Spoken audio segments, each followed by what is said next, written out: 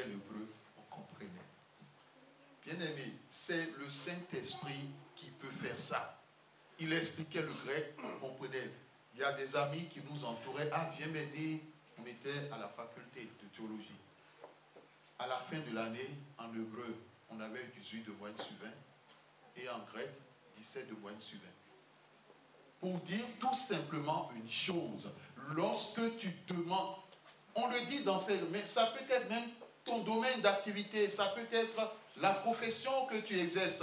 Tu as besoin du paraclet de Dieu pour qu'il te vienne en aide, pour qu'il soit avec toi. Bien aimé, quel que soit ton travail, chaque fois que le Saint-Esprit est avec toi, un jour ou l'autre, tu trouveras grâce aux yeux de ton supérieur. Et ce que tu demandais depuis des années, le supérieur dira, bon, on a réfléchi, on a vu ceci, et on a décidé de vous confier telle responsabilité. C'est de cette façon que Dieu agit.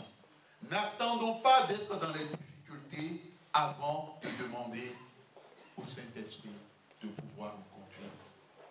Quelle est ta situation? As-tu besoin de la direction de Dieu dans un domaine ou dans un autre de ta vie? Demande au Saint-Esprit de te parler. Il te parlera.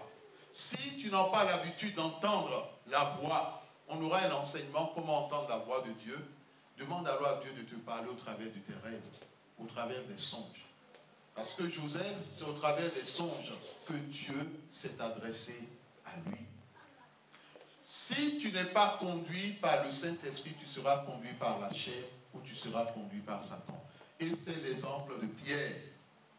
Parce que Jésus lui a dit, arrière-toi de moi, Satan. Tu ne penses pas comme Dieu, mais tu penses comme les hommes. Le Saint-Esprit est indispensable en tout. Tu échanges avant de pouvoir te mettre au micro, demande au Saint-Esprit son onction. Quel que soit l'exercice que tu veux faire dans la maison de Dieu, demande au Saint-Esprit de t'aider. Même si ce n'est pas dans la maison de Dieu, même si c'est ailleurs, même dans tes activités, tu viens, tu dis Saint-Esprit, j'ai besoin de toi aujourd'hui pour que tu me conduises. Quand le Saint-Esprit te conduit, tout ira bien. Même si l'ennemi avait prévu en ce jour un projet contre ta vie ou bien contre toi en utilisant des collègues ou pas, le Saint-Esprit va annuler et détruire tout cela. Parce qu'il est là, il avance avec toi. Bon, si tu es de ceux-là qui laissent le Saint-Esprit à la maison pour aller faire tes activités, il restera à la maison. Mais si tu veux qu'il te conduise, qu'il aille avec toi partout et qu'il fasse toutes choses avec toi, nous parlons de l'exécution parce qu'il est déjà en toi. Sauf si à un moment donné tu l'as attristé, alors là tu le laisses à la maison. Parce qu'il y a certaines personnes qui attristent l'Esprit de Dieu. Mon frère, ma soeur, aujourd'hui c'est une introduction. Simplement pour dire, il faut que le Saint-Esprit soit ton ami. De la façon dont tu t'adresses à ta fille, dans le bon sens bien sûr, ou à ton prochain, de cette façon, parle au Saint-Esprit. Il t'entend. Peut-être quelqu'un peut dire, mais tu es fou, tu parles à qui? Tu parles seul? Non. Tu lui diras, non, tu ne parles pas seul. Tu parles avec le Saint-Esprit, il est là. Quelquefois, lorsqu'il est là, il y a un vent doux. Et quelquefois, lorsqu'il est là, il y a un feu. Il y a un feu. Surtout lors des délivrances. Quand on demande au feu du Saint-Esprit de descendre, le feu descend. Dans certains cas, les gens disent, ah, parce que quand vous avez demandé que le feu du Saint-Esprit descende, j'ai senti une chaleur dans mon corps. Il y a d'autres personnes, je me rappelle, un ami qui, au départ, lorsqu'on lui parlait de Jésus, dit, oh, laissez-moi ces histoires-là, ça ne m'intéresse pas. C'était son discours. Laissez-moi ces histoires, ça ne m'intéresse pas. Mais dans sa famille, son frère était converti, devenu enfant de Dieu et a commencé à exercer le ministère. Pendant les vacances, il est allé dans son pays et il a commencé à voir ce que son frère faisait. Et ce jour-là, les gens ont prié pour lui. Il a reçu le baptême de feu. Bien-aimé, comme c'est quelqu'un dont la vie était dissolue, il allait avec les prostituées, il vivait comme il voulait.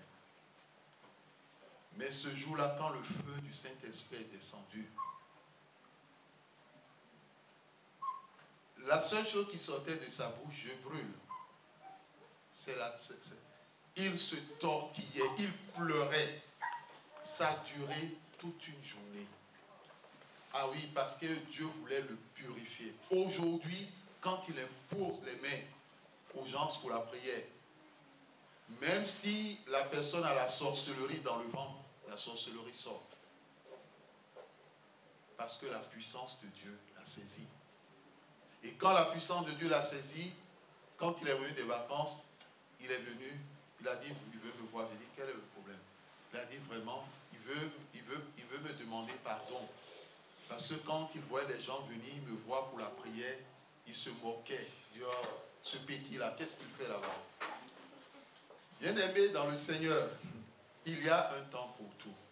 Si parmi tes enfants, il y a des personnes, tu leur parles, ils n'écoutent pas, remets-les entre les mains du Saint-Esprit pour que le Saint-Esprit travaille. Si c'est ton époux, remets son cœur entre les mains du Saint-Esprit. Dis, Saint-Esprit, change-le. Maintenant, si c'est ton époux qui est soit violent ou bien qui n'est pas aimable et que le Saint-Esprit le change et il devient doux comme un agneau, ne sois pas aussi fâché. Il faut accepter ça. Parce que quand tu demandes au Saint-Esprit de transformer, il transforme. Et il transforme véritablement. Que le Seigneur bénisse sa parole dans nos cœurs. Amen. Amen.